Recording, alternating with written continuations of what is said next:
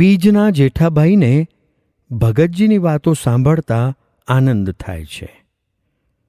આચાર્ય મહારાજ વસોથી પલાણા પધાર્યા. આચાર્ય મહારાજના દર્શને આજુબાજુના ઘણા હરિભક્તો આવતા હતા. તેમાં પીજથી મૂળજીભાઈ તુલસીદાસ પણ આવ્યા.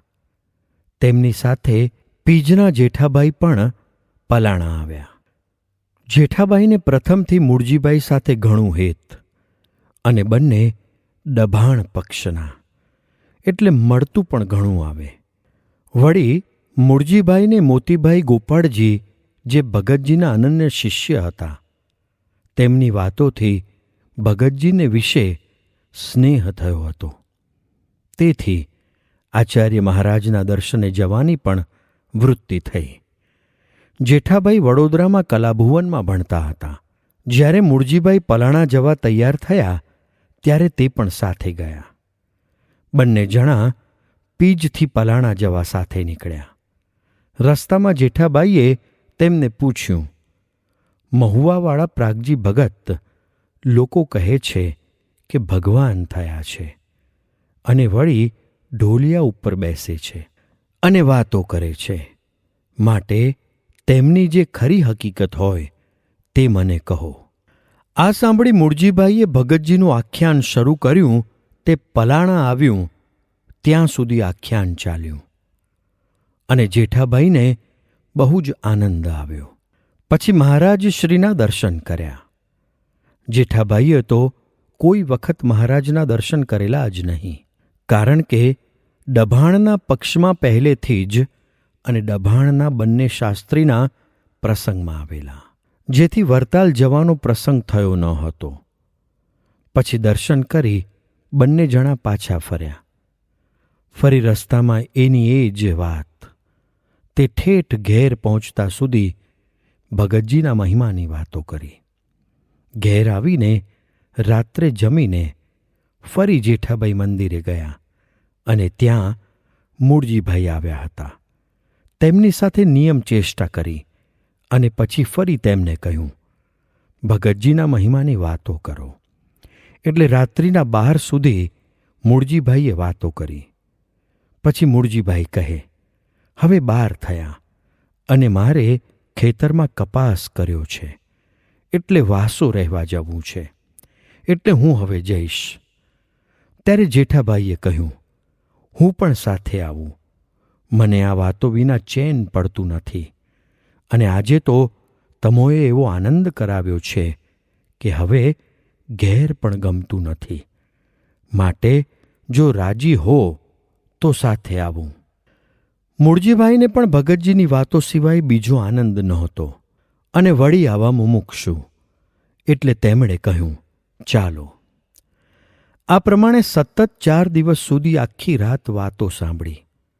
પછી તેમની રજા પૂરી થઈ એટલે વડોદરા જવા તૈયાર થયા.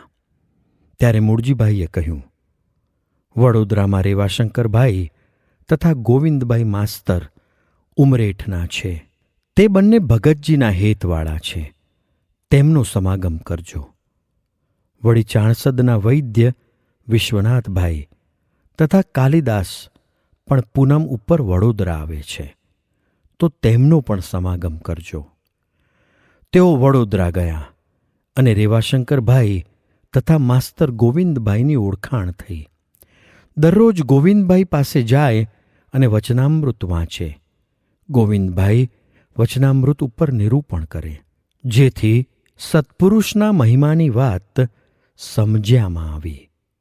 જેમ જેમ સમાગમ થતો ગયો તેમ તેમ શ્રીજી મહારાજનો સર્વોપરી નિશ્ચય પણ થતો ગયો અને અક્ષર બ્રહ્મ ગુણાતીતાનંદ સ્વામી તથા સદ્ગુરુ ગોપાળાનંદ સ્વામીનો મહિમા પણ સમજાયો.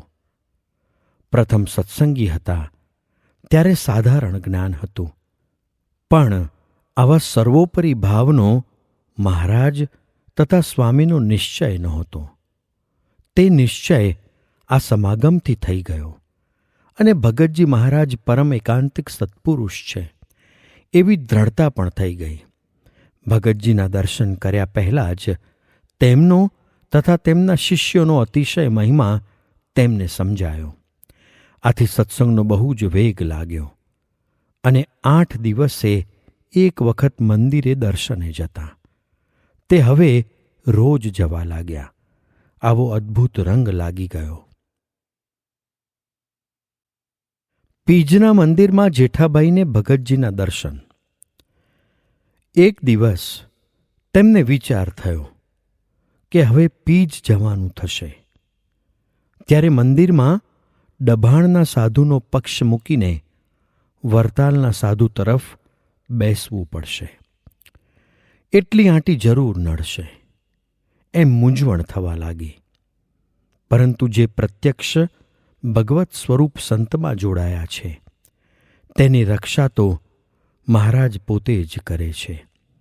આથી જ્યારે પીજ જવાનું થયું અને મંદિરમાં દર્શન કરવા ગયા ત્યારે વરતાલ પક્ષના સાધુ જ્યાં બેઠા હતા ત્યાં તેમને સાક્ષાત ભગતજી મહારાજના શ્વેત વસ્ત્ર, ખેસ તથા માથે કાઠિયાવાડી ફેંટો બાંધેલો એવા અલૌકિક દર્શન થયા. તેથી સીધા ભગતજીના આસને વરતાલના સાધુ તરફ જઈ તેમણે દંડવત કર્યા. ડભાણના સાધુ જગતપાવન દાસજીનું મંડળ સામે બેઠેલું. તેમણે આ જોઈ કહ્યું, એલા, અંતે આ જ કર્યું ને? ત્યારે જેઠાબાઈએ કહ્યું કે હા, કર્યું કર્યું એમ 2 વખત કહી વરતાલના સાધુ તરફ બેઠા. પછી જોયું તો ભગતજી દેખાયા નહીં. તેથી તેમને આશ્ચર્ય થયું. પરંતુ પછી સમજાયું કે આ તો મહોબત મુકાવવા જ ભગતજીએ દર્શન આપી આમ કરાવ્યું. અંતરમાં અતિશય આનંદ થયો. ત્યારથી જ્યાં સુધી પીજમાં રહ્યા ત્યાં સુધી વરતાલના સાધુ ભેગા બેસીને જ કથા વાર્તા કરવા લાગ્યા. ભગતજી નડિયાદમાં. સંવત 1950 વૈશાખ વદી 9મીને રાત્રે ભગતજી મેલમાં નડિયાદ પધાર્યા અને ઝવેરીલાલભાઈને ત્યાં ઉતારો કર્યો. રાત્રે ભગતજી પધાર્યા જાણી આજુબાજુના ઘણા હરિભક્તો ઝવેરીલાલભાઈને ત્યાં આવવા લાગ્યા. ભગતજી માટે નવો ખાટલો નવી પાટી ભરીને તૈયાર રાખ્યો હતો અને તે ઉપર નવું જ ગાદલું શ્વેત ઓછાડે સહિત પાથરી તૈયાર રાખ્યું હતું. તે ઉપર ભગતજી બિરાજમાન થયા. રાત્રે ફક્ત દૂધ પૌઆ ઠાકોરજીને ધરાવીને જમ્યા અને કથા કરી. બીજે દિવસે એકાદશી હોવાથી સાબુદાણાની ખીચડી જમ્યા. 12 ઝવેરીલાલભાઈએ પાકી રસોઈ બનાવી પારણા કરાવ્યા. પછી પૂજન કરી ₹25નું શેલું ઓઢાડ્યું. ભગતજીની ઈચ્છા મુજબ ઝવેરીલાલભાઈએ વરતાલ કોઠારીશ્રીને ખબર આપ્યા કે ભગતજી નડિયાદ પધાર્યા છે. ઝવેરીલાલભાઈએ ગામોગામ કાગળો લખી ભગતજી પધાર્યા છે તે સમાચાર હરિભક્તોને આપ્યા.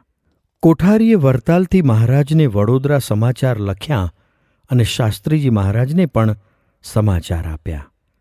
ભગતજી નડિયાદ પધાર્યા છે, પણ ત્યાગીએ દર્શન કરવા ન જવું. અમો ભગતજીને વડોદરા મોકલીશું. વડોદરા ઝવેરીલાલનો કાગળ આવતાં શિવશંકરભાઈ, ગોવિંદભાઈ માસ્તર, વકીલ છોટાભાઈ, ડભોઈથી ઉલ્લાસરામભાઈ માસ્તર, કારવણના મણિશંકર પાઠક, ચાણસદથી વૈદરાજ વિશ્વનાથભાઈ, જોઈતારામ, કાલિદાસ, દરુભાઈ, મનસુખરામ વૈદ્ય, વસોથી ચતુરભાઈ નાથાભાઈ, ગિરધરભાઈ બારોટ, પીજથી મૂળજીભાઈ, મોતીભાઈ, ઉમેદભાઈ, ઠાસરાથી દેસાઈ મગનલાલ માધવલાલ, દેસાઈ માધવલાલ, માણેકલાલ, મોતીલાલ, નારણલાલ, બાલુભાઈ શેઠ, હરિકૃષ્ણભાઈ હીરાલાલ, ત્રિકમલાલ તથા બીજા માણેકલાલ, બીજા માધવલાલ, જીવણલાલ, કેશવલાલ, નારથી ઝવેરભાઈ, દોલાભાઈ, મહેડાવના મથુરભાઈ ધોરીભાઈ, લાલદાસ, નાથાભાઈ પુરુષોત્તમ, મહુધાના મણિલાલ તથા મગનલાલ.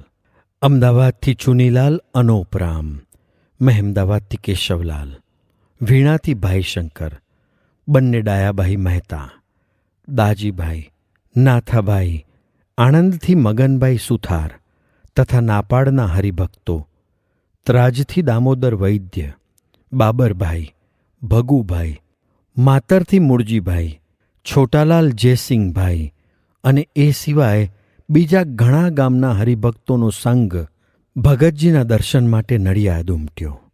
આ બધા હરિભક્તો ઝવેરીલાલભાઈને ત્યાં ઉતર્યા. આ રીતે નડિયાદમાં અપૂર્વ ઉત્સવના પગરણ શરૂ થયા. સવારે ભગતજી વહેલા ઉઠીને સર્વેને વાતો કરે, પછી સર્વેને નાહવા મોકલે, પોતે ઘેર નહાય, પછી સર્વે પૂજા કરી મંદિરમાં જાય. ત્યાં શાસ્ત્રી જગતપાવનદાસનું મંડળ હતું. તેમની પાસે બેસે અને સર્વે સંઘ તથા નડિયાદના સ્થાનિક હરિભક્તોની સભા ભરાય અને ભગતજી વચનામૃત વંચાવી વાતો કરે. 11 વાગ્યા સુધી કથા થાય. પછી ઉતારે પધારે. ઉતારે મહુધાના મણીલાલ ભગતજી માટે તથા સર્વ સંઘ માટે રસોઈ તૈયાર કરે અને ઠાકોરજીને નૈવેદ્ય કરી સૌને જમાડે. પછી થોડો આરામ કરી કથા થાય. સાંજના 4 વાગે ફરી મંદિરમાં જાય અને ત્યાં વચનામૃત વંચાવી આરતી સુધી વાતો કરે. ધર્મ, જ્ઞાન, વૈરાગ્ય અને ભક્તિનું અદ્ભુત નિરૂપણ કરી સૌના સંકલ્પના ઉત્તર કરતા જાય અને સૌને અલૌકિક સુખ આપે. આ પ્રમાણે રાત્રે નિયમ ચેષ્ટા સુધી વાતો કરે અને પછી નિયમ કરી સર્વે સંઘ સાથે પાછા ઉતારે પધારે. બ્રહ્મરૂપ થવા માટે બ્રહ્મચર્ય પાળવું જોઈએ. એક દિવસ રાત્રે ઘેર આવીને સૌને પાસે બેસાડીને કહ્યું, આપણે સર્વેએ બ્રહ્મરૂપ તો થવું જ છે, માટે બ્રહ્મચર્ય જરૂર પાળવું. આ ઝવેરીલાલ તથા વિશ્વનાથ વૈદ્ય, વસોના પુરુષોત્તમ તથા હું એમ 4 જણા અનાશ્રમી છીએ. માટે ખબરદાર થઈને બ્રહ્મચર્ય પાળવામાં તત્પર થવું અને રાત્રે જમવું નહીં. કદાપી ભૂખ લાગે તો થોડી ભૂખ રાખીને જમવું, પણ પેટ ભરીને તો જમવું જ નહીં. વળી લાડવા ખાવા અને બ્રહ્મચર્ય પાળવું એ તો મોટી માળા ફેરવજો.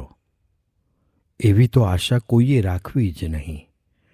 માટે ખાધાનો સંકોચ હશે તો જ બ્રહ્મચર્ય પડાશે. એમ ઘણી વાતો કરી સૂઈ ગયા.